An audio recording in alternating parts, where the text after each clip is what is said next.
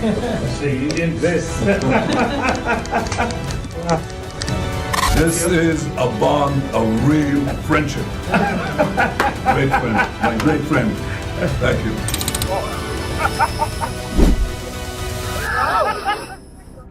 ये इजराइल की संसद में नरेंद्र मोदी की मिट्टी पलीद की वो तस्वीर है जिस पर वो हो करके हंस रहे थे। किसी टेलीविजन चैनल ने नरेंद्र मोदी के बहिष्कार का यह वीडियो आपको नहीं दिखाया होगा, लेकिन मैं दूसरी बात करना चाहता हूं। महात्मा गांधी का देश, बापू का देश आज नरेंद्र मोदी पर शर्मिंदा है।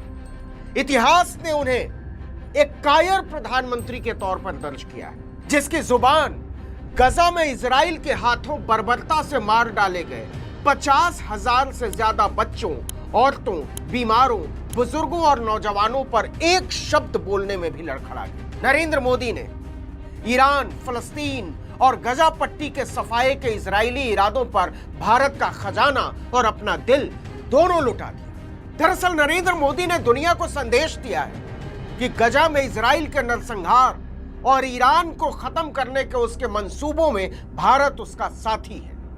यह इजराइल की संसद में नरेंद्र मोदी की मिट्टी पलीद की वो तस्वीर है जिस पर वो हो करके हंस रहे थे। किसी टेलीविजन चैनल ने नरेंद्र मोदी के बहिष्कार का यह वीडियो आपको नहीं दिखाया होगा, लेकिन मैं दूसरी बात करना चाहता हूं। महात्मा गांधी का देश, बापू का देश आज नरेंद्र मोदी पर शर्मिंदा है।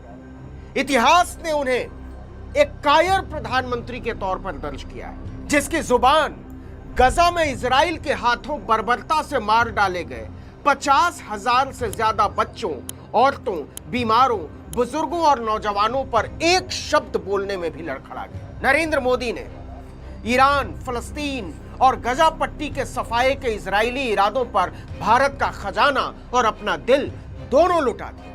दरअसल नरेंद्र मोदी ने दुनिया को संदेश दिया है कि गजा में इजराइल के नरसंहार और ईरान को खत्म करने के उसके मंसूबों में भारत उसका साथी है। इसको समझिए, एक तरफ अमेरिका मोदी को धमकाता है कि रूस से तेल मत खरीदो।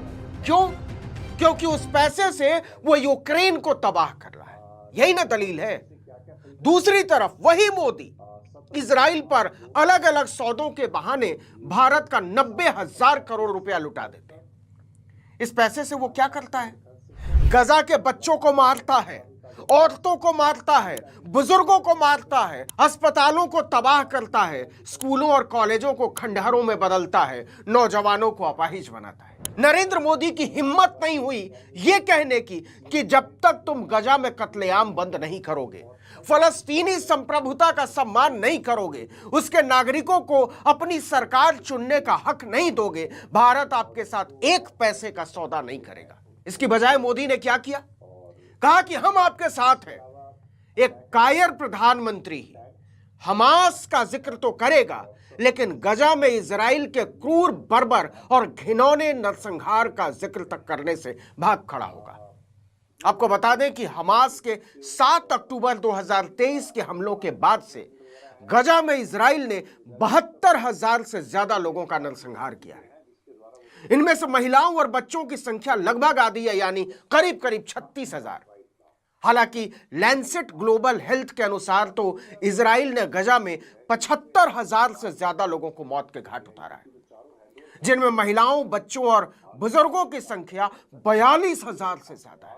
अगर केवल बच्चों की बात करें तो नरेंद्र मोदी के दोस्त बेंजामिन नेतन्याहू ने गजा पट्टी में 22,000 से ज्यादा बच्चों को मौत के घाट उतारा है। उसका चेहरा बच्चों के खून से चमकता है, लेकिन मोदी की जुबान कांप उठी उन छोटे छोटे बच्चों के नरसंहार पर एक शब्द बोलने में। बेंजामिन नेतन्याहू बार बार बोलता रहा है कि वो गजा को मिटाकर ही दम लेगा। इजरायली संसद नेसेट को संबोधित करते हुए पीएम मोदी ने इजराइल पर हमास के हमले की निंदा की और कहा कि भारत इजराइल के साथ खड़ा है, लेकिन उसी भाषण में वो गजा के बच्चों, औरतों, बुजुर्गों, बीमारों के इजरायली नरसंहार पर एक शब्द नहीं बोल पाए। एक कायर की तरह बेंजामिन नेतन्याहू जैसे इंसानियत के दुश्मन के सामने वो दांत निपोर रहे थे।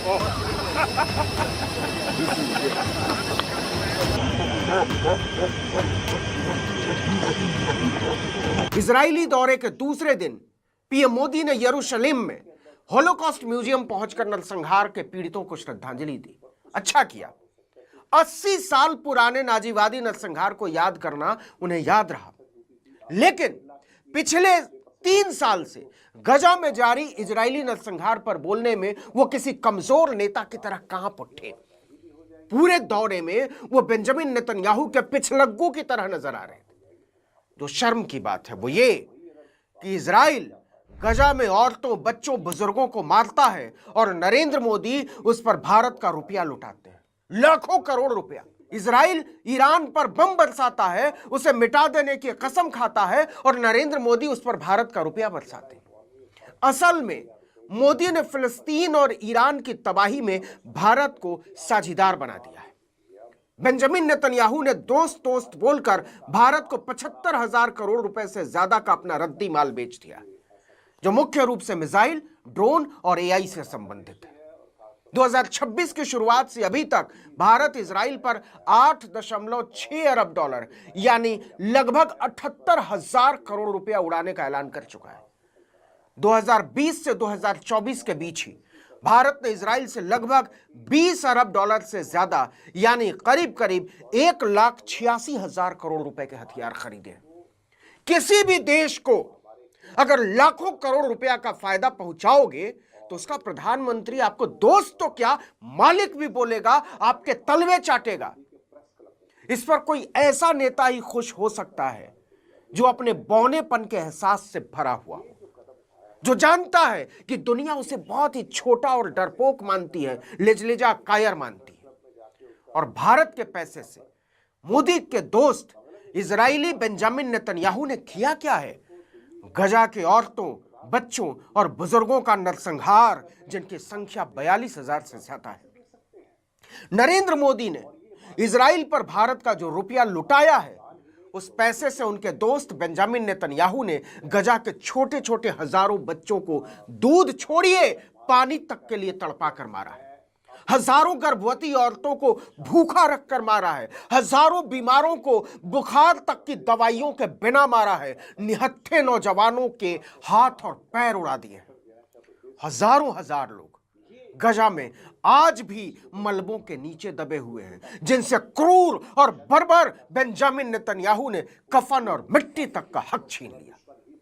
इसलिए जब मोदी और बेंजामिन नेतन्याहू कहे लगा रहे थे, ठहाके लगा रहे थे, तो गजा की कब्रों में दफन बच्चे चीखते हुए पूछ रहे थे कि क्या आप सचमुच में गांधी बाबा के देश के प्रधानमंत्री हैं? हमें आप पर शर्म आती है। आप संसार के सबसे क्रूर हत्यारे के साथ ठहाके कैसे लगा सकते हैं? इसीलिए हम कह रहे हैं कि भारत अब इस बात से चाहकर भी इनकार नहीं कर पाएगा कि वो गजा में औरतों, बच्चों और बुजुर्गों के इजरायली नरसंहार का कहीं से भी हिस्सा नहीं है। इजराइल को नरेंद्र मोदी ने लाखों करोड़ रुपए की मदद पहुंचाई है। यह सवाल बहुत वाजिब है कि अगर डोनाल्ड ट्रंप यूक्रेन की हिफाजत के नाम पर नरेंद्र मोदी को ब्लैकमेल करके रूस से सस्ते तेल की खरीद बंद करवा सकता है, तो नरेंद्र मोदी ने उसी इजराइल की संसद में खड़े होकर क्यों नहीं कहा कि हमास के हमले के जवाब में निहत्थी औरतों, बच्चों और बुजुर्गों के नरसंहार का किसी भी तरह से समर्थन नहीं किया जा सकता। Barbaric terrorist attack by Hamas on October 7. India stands with Israel firmly with full conviction in this moment and beyond. अब आइए एक बार फिर से इजरायली संसद की उस तस्वीर पर आ जाइए जिसे भारत के टेलीविजन चैनलों और अखबारों ने बहुत मक्कारी के साथ आपसे छिपा लिया। जब स्पीकर अमीर ओहाना और इजरायली प्रधानमंत्री बेंजामिन नेतन्याहू बोल रहे थे, तभी नरेंद्र मोदी के मुंह पर विपक्ष के सांसद एक एक करके संसद से बाहर निकल रहे थे, वॉकआउट कर रहे थे। इजरायली संसद में कुल 120 सीटें हैं और विपक्ष के पास लगभग 56 सीटें हैं। कई रिपोर्टों में इसे पूरे विपक्ष का वॉकआउट बताया गया है। मोदी के इजराइल दौरे पर उनका मजाक उड़ रहा है।